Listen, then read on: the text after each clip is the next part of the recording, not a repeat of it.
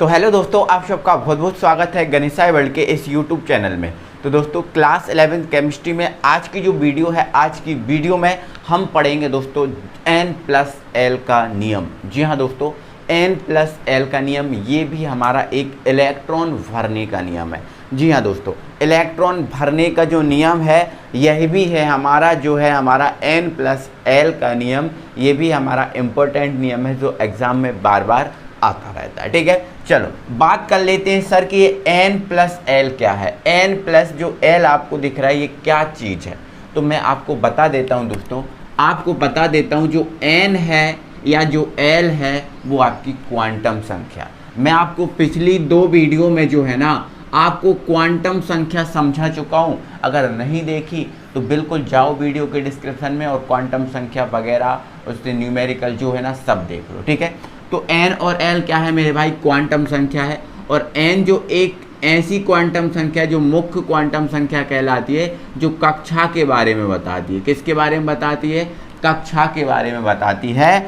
और जो दूसरी क्वांटम संख्या है l, जो आपको बताती है उपकोष के बारे में। ठीक है, तो ध्यान रखना है मेरे भाई, उपकोष के बारे में ये बताती है। और ये आपकी n जो है कक्षा के बारे में बताती है। ठीक है, तो ध्यान रखना n और l क्या है, क्वांटम संख्या। तो n+l का नियम क्या कहता है, तो आप देखो सबसे पहले ये n+l का नियम है, हमें 2 बातों के बारे में बताता है, 2 बातों की जानकारी हमें देता है। ठीक है, तो पहली जानकारी इसकी ये है, पहली जानकारी ये है, पहले ये बताता है कि जिस कक्षक के लिए n+l का मान, कोई भी कक्षक है हमारा, यदि जिस कक्षक के लिए n+l का मान, किसका, n+l का मान कम होता है, जिस कक्षक के लिए, उस कक्षक की ऊर्जा कम होती है, उस कक्षक की ऊर्जा कम होती है। और उस कक्षक की ऊर्जा कम होती है इसलिए उसको पहले भरना चाहिए। और जिस कक्षक के लिए n+l का मान अधिक होगा उसकी ऊर्जा अधिक होगी इसलिए उसको बाद में भरना चाहिए। और आबाहु नियम में भी तो हमने यही सीखा था। आबाहु नियम ने क्या बताया था, ऊर्जा के बढ़ते क्रम में इलेक्ट्रॉनों को भरने का बताया था। कम ऊर्जा वाला पहले भरो, अधिक ऊर्जा वाला बाद में भरो, ऐ बताया था ना। तो उसी प्रकार से किस कक्षक की ऊर्जा कम होती है, किस कक्षक की ऊर्जा ज़्यादा होती है, तो ये हम किसके द्वारा सीख सकते हैं, n+l से सीख सकते हैं। n+l का मान जिस कक्षक के लिए कम होगा उसकी ऊर्जा कम होगी। मतलब सीधी सी बात यह है, n+l का मान कम है मतलब ऊर्जा कम है, और n+l का मान ज़्यादा है मतलब ऊर्जा ज़्यादा है। ठीक है, तो आइए इस पहले पॉइंट को हम बहुत अच्छे से समझते हैं। तो देखो मेरे भाई, मेरे पास यहाँ पर 2 उपकोष हैं, एक 2s है और एक है मेरे पास 2p। 2 उपकोष हैं, एक मेरे पास है 2s और दूसरा मेरे पास क्या है, 2p है। ठीक है, तो मुझे क्या चाहिए, n और l चाहिए ना, तो मैंने लिख लिया ये n और मैंने लिख लिया ये l। ठीक है, आ जाओ समझो। अब यहाँ पर देखो, अब ये 2s के लिए n का मान कितना है, तो आपको पता है n क्या बताता है, कक्षा बताता है। और यहाँ s के आगे 2 लगा है, मतलब ये क्या बता रहा है, मतलब ये हमें बता रहा है कि दूसरी कक्षा का क्या है, s है, दूसरी कक्षा का क्या है, s है। तो यहाँ पर अगर हम देखें तो n का मान हमारे पास कितना है, 2 है, कितना है, 2 है। और l क्या बताता है, उपकोष, l क्या बताता है, उपकोष। और एक बात और बता देता हूँ मेरे भाई, s के लिए जो l होता है वो 0 होता है, p के लिए 1 होता है, d के लिए 2 होता है और f के लिए 3 होता है। ये सब चीज़ें क्वांटम संख्या से संबंधित थी जो हम पिछली वीडियो में आपको समझा चुके हैं। ठीक है, तो s के लिए कितना होता है, l का मान 0, क्या होता है, 0। अब आप दोस्तों यहाँ क्या करो, n+l करो, तो 2 + 0 क्या हो जाएगा, 2 ही हो जाएगा। क्या आ जाएगा, 2। मतलब 2s के लिए n+l का मान कितना आया, 2 आया। अब यही मान हम किसके लिए निकालेंगे, 2p के लिए। तो देखो इधर देखो, n का मान यहाँ पर कितना होगा, 2 होगा, क्योंकि दूसरी कक्षा का p है, क्योंकि 2p लिखा है ना, मतलब दूसरी कक्षा का p है। अब p के लिए l का मान कितना होता है, 1, तो यहाँ पर कितना आने वाला है, 1 आता है। अब यदि n+l करें, मतलब 2+1 करें, तो यहाँ पर क्या आ जाने वाला है, 3 आ जाने वाला है। क्या आ जाने वाला है, 3। तो अब हम यहाँ देख रहे हैं कि 2s के लिए n+l का मान कितना है, 2 है, और 2p के लिए n प्लस l का मान कितना है 3 है। और हमें इस पॉइंट ने क्या बताया है, जिस कक्षक के लिए n प्लस l का मान कम है उसकी ऊर्जा कम है, इसलिए वो पहले भराएगा, और जिस कक्षक के लिए n प्लस l का मान ज़्यादा है उसकी ऊर्जा ज़्यादा है वो बाद में भराएगा।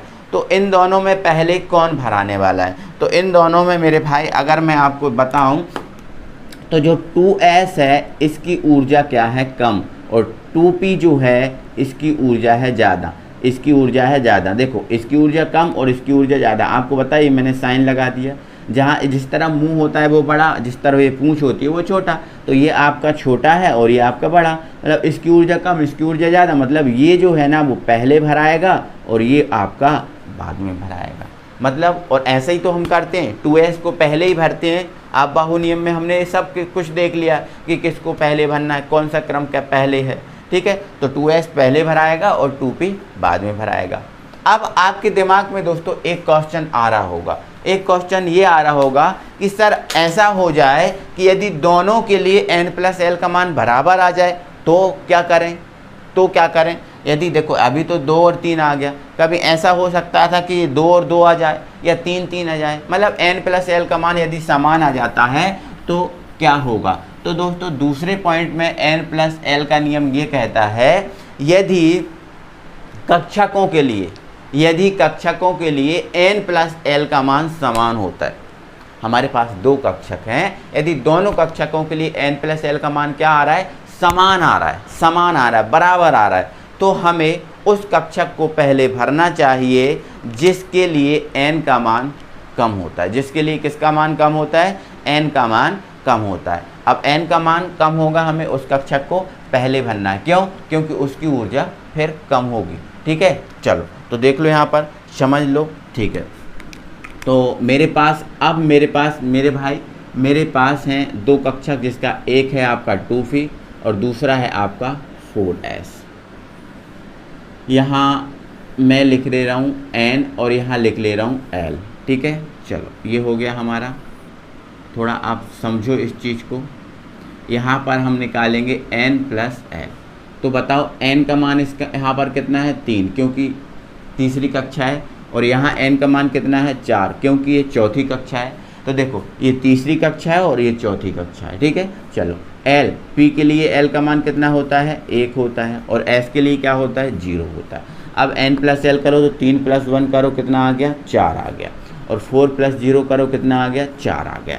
अब देखो आगे ना वही कंडीशन, दोनों के लिए n प्लस l का मान क्या आ गया, समान आ गया, है ना। अब n प्लस l का मान समान है तो हमें क्या बताता है कि उसको भरो जिसके लिए n का मान कम हो, जिसके लिए n का मान कम हो। तो n का मान इसके लिए है 3 और इसके लिए है 4। अब बताओ किसके लिए कम है, तो आप बोलोगे सर इसके लिए कम है, मतलब 2p जो है इसके लिए n का मान कम है, क्योंकि आपको पता है जो कक्षाएं हैं वो ऊर्जा के बढ़ते क्रम में होती है। मतलब पहली कक्षा की ऊर्जा कम होती है, दूसरे की उससे ज़्यादा, फिर उससे ज़्यादा तीसरे की, उससे ज़्यादा चौथे की, उससे ज़्यादा पाँचवें की, तो ये ऊर्जा का बढ़ता क्रम है ना। तो फिर इन अब दोनों के मान बराबर आ गए, तो फिर ऊर्जा कैसे निकालें, तो ऊर्जा निकालेंगे फिर कक्षाओं से। किससे निकालेंगे, कक्षाओं से, है ना, क्योंकि क्रम बढ़ता, वो जो कक्षाएं हैं बढ़ते क्रम में, पहली की कम उससे ज़्यादा, फिर दूसरे के उससे ज़्यादा, तीसरे के बढ़ते क्रम में, तो इसकी कम होगी।